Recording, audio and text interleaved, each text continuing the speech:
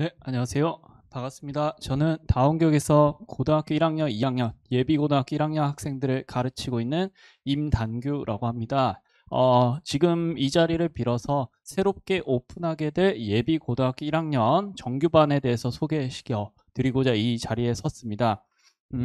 일단은 다원교육에서의 그 반의 구조에 대해서 먼저 말씀을 드릴게요. 일단 다원교육은 크게 하이퍼랑 그 다음에 MD 구조의 반이 있습니다. 하이퍼는 상위권 아이들이 모여서요. 계속 그 상위권을 유지하는 것을 목표로 하는 반입니다. 그래서 대부분 학생들이 대부분 선행이 잘 돼 있을 거고 이쯤에서 출발해서 이렇게 끌고 올라가는 반들이 대부분입니다. 자, 근데 이제 MD반, 특히나 제가 운영하는 반은 조금 독특한 성격을 가지는데요. 일단은 강력한 목표를 먼저 제시해 드립니다. 제가 운영하는 반의 목표는요. 조금 수학이 약하지만 성실한 친구들을 잘 가르치고 이끌어다가 성적 상승을 일으키는 게 제 반의 핵심 목표라고 보시면 되겠습니다. 그래서 저희 반은 이것과 좀 첫 출발점은 한참 아래일 거예요. 그래서 아래에서 출발했지만 이 친구들 잘 끌고 올라가서 이렇게까지 올려보내는 게 저희 반의 목표입니다. 그래서 몇몇 학생들은요, 이 부분에서의 역전이 실제 시험장에서 일어나기도 합니다. 그래서 이 성장 추세라면 1학년 혹은 2학년 내지에서 이것들 따라잡는 것이 가능합니다. 그래서 학생들이 성실하고 그리고 수학적인 감이 좀 부족하다 하더라도 제가 이끌어주는 방향성에 대해서 잘 따라오기만 한다면 충분히 수학적인 실력에 있어서 향상이나 혹은 성장을 경험할 수 있게 될 것입니다. 자, 그러면 구체적으로 그것들을 어떻게 만들어 갈 것이냐에 대해서 이제 말씀을 드리도록 하겠습니다.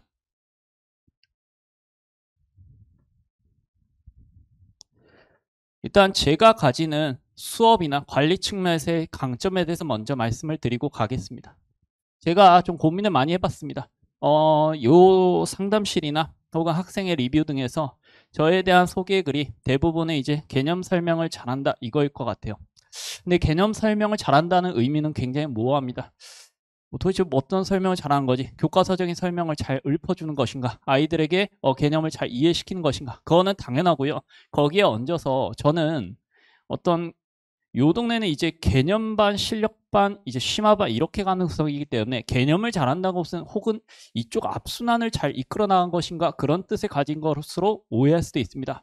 근데 그게 아니라 저는 이렇게 생각합니다. 저는 이 동네에서 최고난도 내신을 풀어내기 위해서 필요한 여러 가지 능력들을 어떤 맥락화 체계 아래에서 잘 이끌어가는 데 가장 강점을 가진다고 생각합니다. 그래서 첫 출발은 미약할지 모르나 여러 가지 개념 전달을 앞에서 장치를 여러 가지를 마련해서 결국에 끄트머리에서 고난도 문제를 풀어낼 때 여기서 배웠던 여러 가지 개념들이나 도구들을 잘 조합하는 모습들을 이 고난도 문제 풀이에서 잘 보여주는 게 제가 가지는 가장 큰 강점이 아닐까 이렇게 생각합니다. 그래서 이런 식으로 소개해 드릴게요. 저는 수학을 배우는 과정은 이런 것 같습니다. 일단 개념을 습득을 하고요. 그것을 적용하는 연습을 할 겁니다.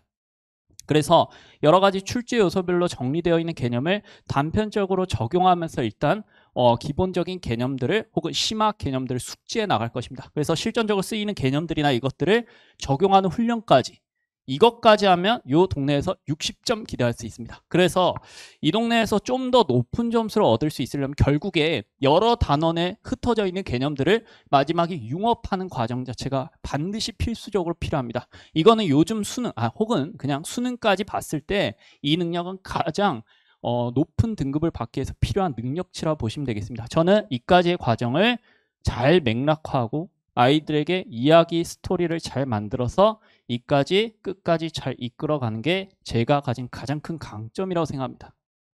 자, 그다음에 두 번째는 이제 관리 측면인데요. 저는 관리라는 게 이런 거라고 생각합니다. 엑셀 잘 만들고 뭐 문자 잘 보내고 여기에 있다기보다는 그런 거는 당연히 제가 하고 있고요. 거기에 얹어서 진심 어린 마음이 들어가야 관리가 실제로 가능하다고 생각합니다. 관리라는 것은 이런 거죠. 제가 1학년, 2학년 학생 수가 많습니다. 그런데 그 학생 수가 많음에도 불구하고 제가 모르는 학생은 단 한 명도 없습니다. 학습 상황을 모르는 학생은 단 한 명도 없어요. 어떻게 학생들 제가 파악을 하냐면요. 일단 조교와 함께 관리를 하지만 이렇습니다. 수업이 끝나고 수업 중간중간에도 아이들의 과제 상황이나 이런 것들을 끊임없이 학생과 소통하면서 돌아다니면서 얘기를 합니다. 쉬는 시간에 저는 어디 앉아있지 않습니다. 계속 돌아다니면서 아이들과 소통을 하고 있습니다.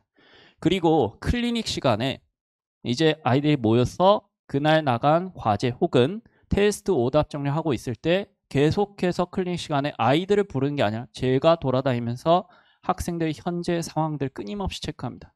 그래서 이제 뭐 이럴 거예요. 예를 들어서 어머니께서 저를 길 가다가 만나서 우리 아이 잘하고 있나요? 갑자기 물어보셔. 저는 30분 동안 아이에 대해서 상세하게 말씀드릴 자신이 있습니다. 그만큼 저는 깊은 마음, 아이들이 잘 되기를 바라는 마음에서 끊임없이 한 명 한 명 케어를 하기 때문에 한 명 한 명이 제 고객이다라는 생각하에서 관리를 하고 있습니다. 그래서 결국에 이 마음의 기원을 둔 관리, 이게 관리의 가장 큰 핵심 포인트가 아닐까 생각합니다. 이게 제가 가지는 또 다른 장점이고 제가 가지는 독특한 차별화된 특징이 아닐까 생각합니다. 그 다음에 마지막, 약속으로부터 발현된 일관 루틴. 저는 학생들과 약속을 먼저 겁니다. 내가 이거 이렇게 할 거야. 그리고 이걸 어긴 적이 단 한 번도 없습니다. 예를 들어서 커리큘럼을 짰습니다. 저는 특히나 고등학교 3개년을 염두에 둔 커리큘럼을 예비고등학교 1학년 때부터 운영을 하고 있는데요. 앞에서부터 커리큘럼을 짰습니다. 제가 중간에 이것을 헝클어뜨리면 3개년이 무너질 수도 있습니다. 그래서 절대로 그 약속을 어기지 않으려고 하고 휴강이나 이런 거 절대 없습니다. 그래서 아이들의 적당히 꾸준한 양을 3년 내내 제공을 합니다.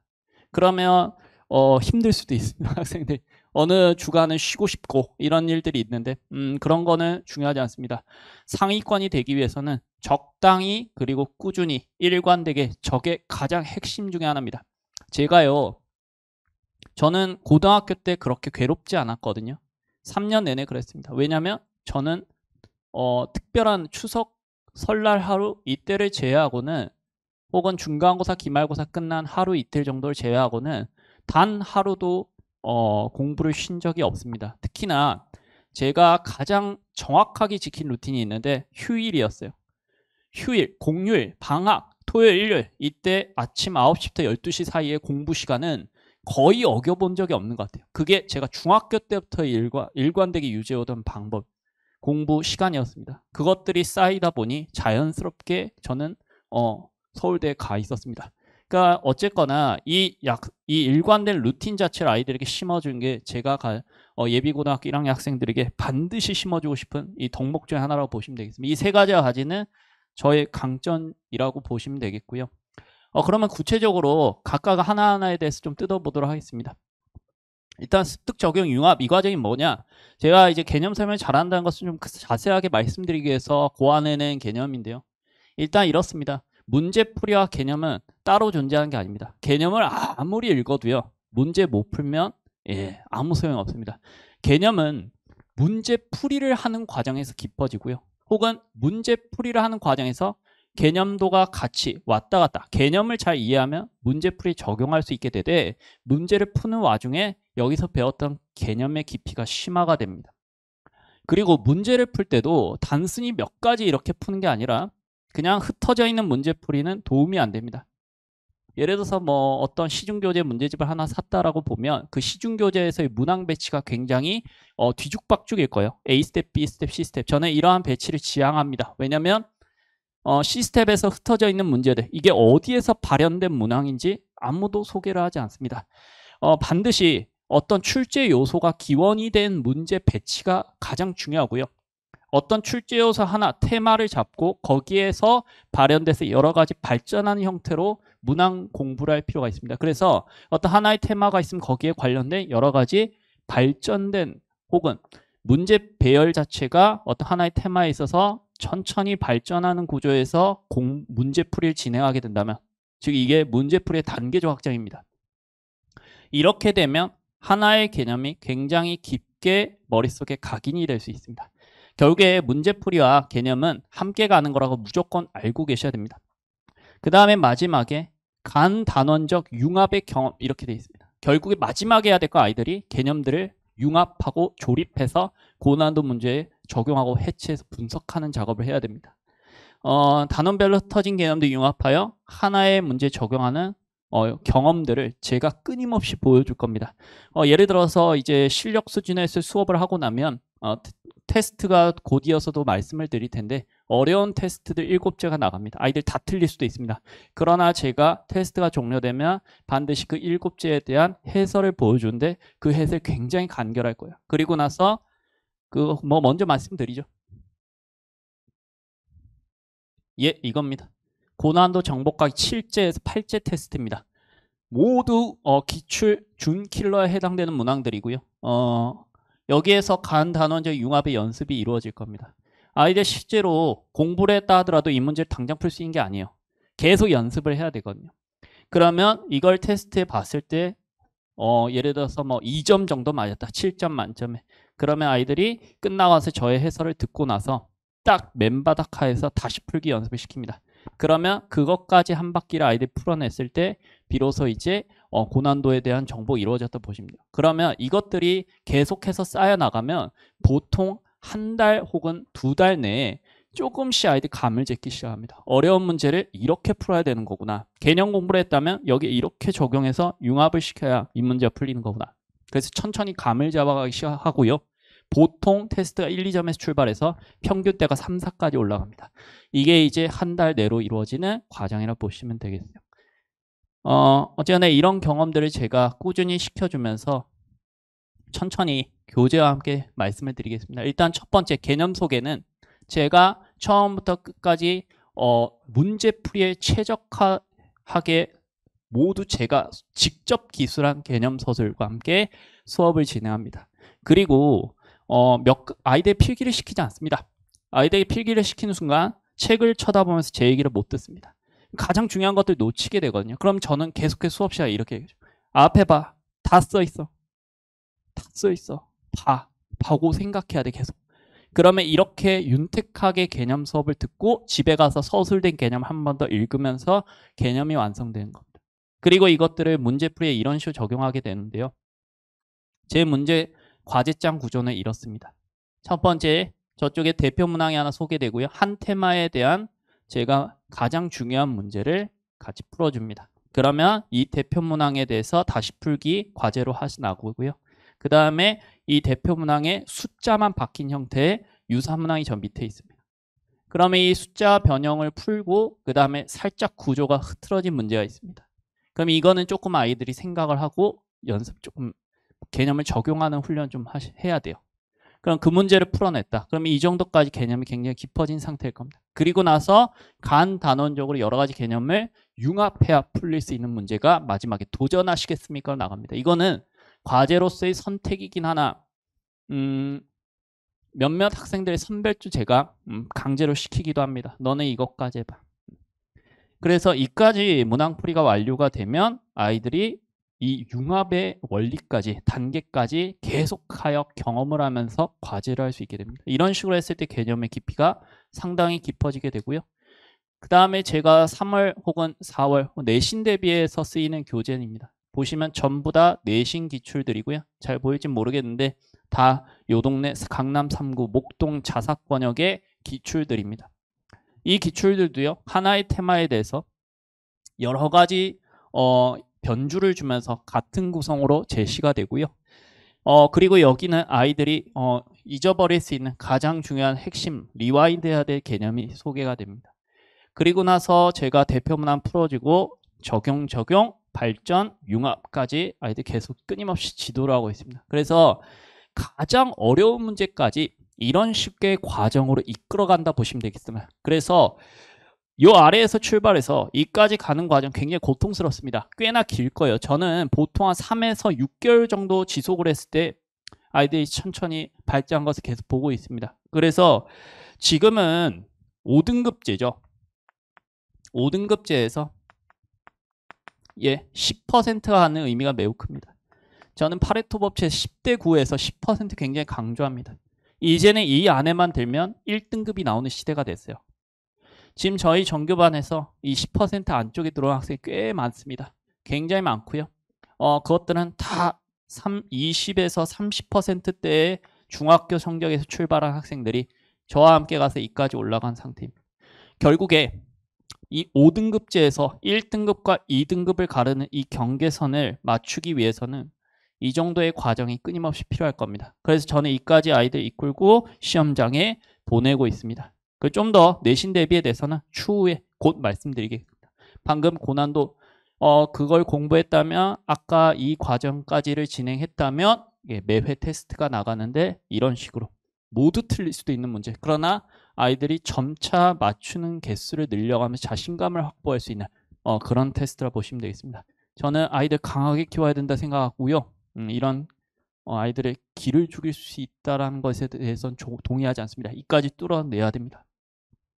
자, 지금은 제 순환 구조에 대해서 소개를 좀 시켜드리고요. 저는 이렇게 순환 구조가 완성이 돼 있고 대치동의 용어를 빌려본다면 개념, 실력, 심화에 해당하는 교재들입니다. 이것들은 실제 내신 대비해서 쓰이게 되는 교재고요.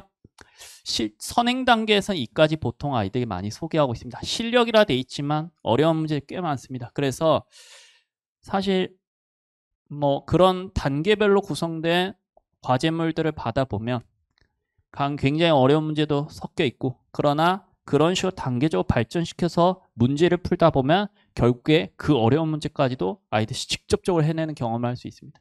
그래서 이 둘은 차이가 있는데요. 둘 다 개념의 습득과 적용의 과정에 대한 교재인데요. 이놈은 기본 개념을 쌓아가는 교재이고 얘는 심화 개념을 정립해 나가는 교재고요. 여기서 배운 개념들을 직접적으로 이 고난도 기출대에 적용하는 훈련을 하는 게 실제 내신 마지막 대비 과정입니다. 3월에 보통 이 교재를 쓰고요. 4월에는 교육청 기출과 변형 연습에 해당되는 마지막 아이들의 교재가 나갑니다. 이거는 학교별 부교재를 대비하기 위한 하나의 장치입니다.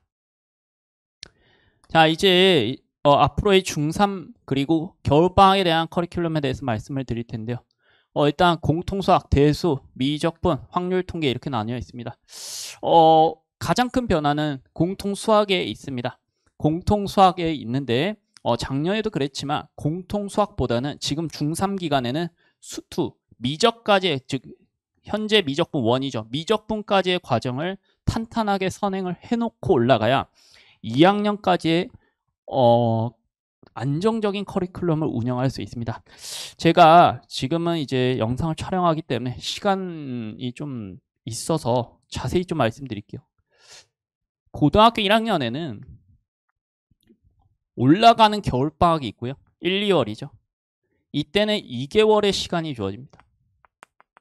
그러나 여름방학에는 3주의 시간이 주어집니다. 자, 여기서 가장 중요한 포인트가 있는데 이건 고등학교 2학년도 마찬가지거든요.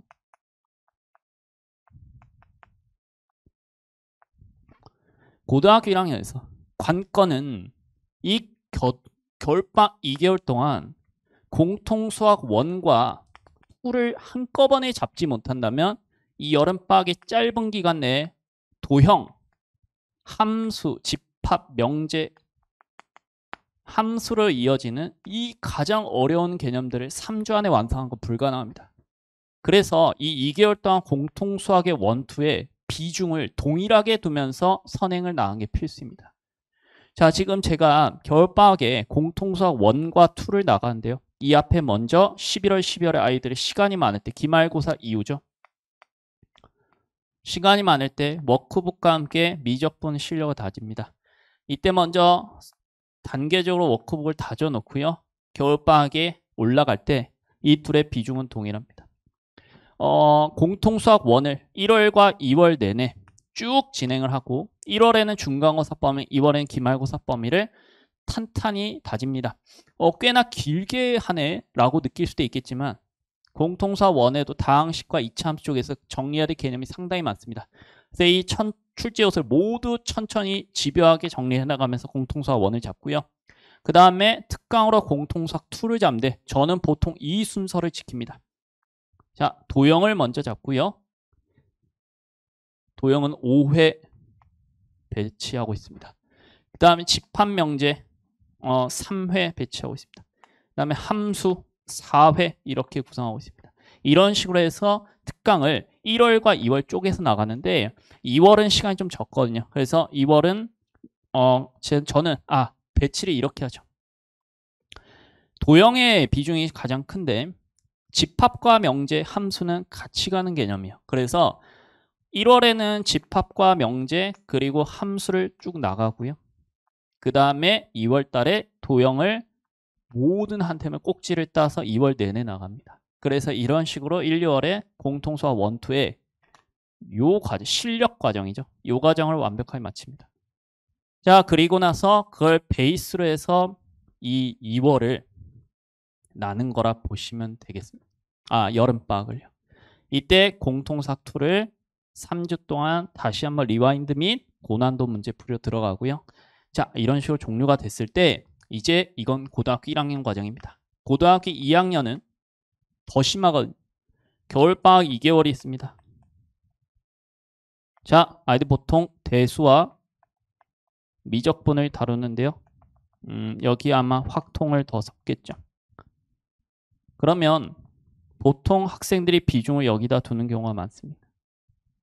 그럼 대수 과정이 좀 어렵기 때문에 여기에 대해서 좀 집중적으로 대수를 다루고요. 거기에 추가로 확통 이것들을 좀 깊게 다룰 거예요. 그러면 비중상 확통은 수능 과목이기도 하고 이 둘의 비중이 비슷하고 대수를 좀 더 집중할 거예요. 그럼 2개월 동안 여기에 2학년 때 배우게 될 탐구 과목들이 붙기 때문에 자, 여름방학으로 들어갑니다. 3주 있습니다. 우리가 언제 미적분할 시간이 별로 없습니다. 그래서 제가 추천드린 커리는 이거예요. 대수는 고등학교 1학년 여름방학에도 수와 함께 대수를 볼 시간이 있고요. 겨울방학 2개월 동안 대수를 볼 시간도 많습니다. 그러나 미적분 1은 제대로 볼 시간이 그렇게 많지 않습니다. 그때 가장 최적화된 기간이 중학교 3학년 때의 기간입니다. 그래서 이 개념과 실력 파트까지 연속 2회독을 하면서 가장 기출 중에서도 가장 어려운 문제까지 다루게 되고요. 제가 회차를 길게 배치하면서 마지막에는 아이들에게 실제 교육청 기출과 수능, 평가원 모의고사까지도 소개를 할 예정입니다. 그래서 이 정도까지 중학교 선행 과제를 땡기고요. 그 다음에 여름방학 때 실력을 다루는데 또 하나 짚어드릴 포인트는 여기에 있습니다. 그 커리큘럼 짜실 때 그걸 항상 생각하셔야 돼요. 9월, 10월은 중간 기말이 있는 기간입니다. 그러면 이때 학생들에게 무언가 많이 기대하시면 안 됩니다. 그래서 이때 다룰 수 있는 커리큘럼은 쉬우면 쉬울수록 좋습니다. 그래서 9월, 10월 내도록 개념을 다루고요. 휴강 기간도 있을 것입니다. 자, 그리고 나서 기말까지를 거친 다음에 11월부터 이제 이런 식으로 무게감을 주면서 선행을 나갈 수 있을 거예요. 그래서 방점은 여기 그리고 여기에 있다라 보시면 됩니다. 그래서 좀 더 어려운 과정을 제가 이런 식으로 배치를 하고 있습니다. 이거는 제가 단연간 아이들 예비고 1 학생들을 다루는 비결 중에 하나라고 보시면 되겠습니다. 자, 커리큘럼은 이 정도 하고요. 그리고 확률과 통계의 중요성이 올라가고 있기 때문에 반드시 고등학교 올라가기 전에 확통을 한번 보고 들어가는 게 좋습니다. 그래서 순열 조합까지 배우고 난 학생들의 대상에 대해서 개념 8회를 잡고 통계까지의 실제 기본적인 개념들을 정리하는 수업을 특강으로 여름방학 때 진행을 할 계획입니다. 자, 그래서 지금까지 제가 어떻게 수업을 운영하고 관리를 한다든지 여러 가지 저의 측면들에 대해서 소개를 드렸고요. 저희 반에 맞는 학생들에 대해서 말씀드리겠습니다. 저희 반은 목표가 높은 반입니다. 제가 목표가 높고 한 번도 전 목표를 낮춰서 잡아본 적이 없기 때문에 첫 번째 상위권으로의 도약을 마음속 깊이 가지고 원하는 학생들이어야 됩니다. 잘하고 싶어야 돼요. 잘하고 싶은 마음이 한켠에 있는 학생들. 그리고 두 번째, 제가 제시하는 꾸준한 일관된 루틴을 받아들이고 따라올 수 있는 학생. 절대 거르지 않습니다, 저는. 그래서 꾸준히 과제를 거르지 않고 이행할 수 있는 학생들. 그리고 이 학생이 제일 문제입니다. 앞으로의 1등급, 5등급제에서 1등급 10%입니다. 20% 중학교 성적에서 20%대에 있는 애매한 학생들은 가능성이 있습니다. 그래서 이러한 친구들이 저의 과정을 잘 쫓아온다면 충분히 1학년 때 1등 수학 1등급을 목표로도 공부할 수 있을 겁니다. 그래서 저는 이러한 학생들 대상으로 상위권으로의 성장과 도약을 진심으로 약속을 드리고 있습니다. 이런 학생들이 저희 반에 맞을 것입니다. 자, 그리고 이 정도 해서요. 제가 지금까지 예비고일 커리큘럼에 대해서 잘 소개시켜 드렸습니다. 좀 길었는데요. 지금까지 들으셨고 이렇게 예비고일을 운영하는구나 라고 보신 분들은 잠깐 멈추셔도 좋고요. 그리고 조금 더 나아가서 길게 보면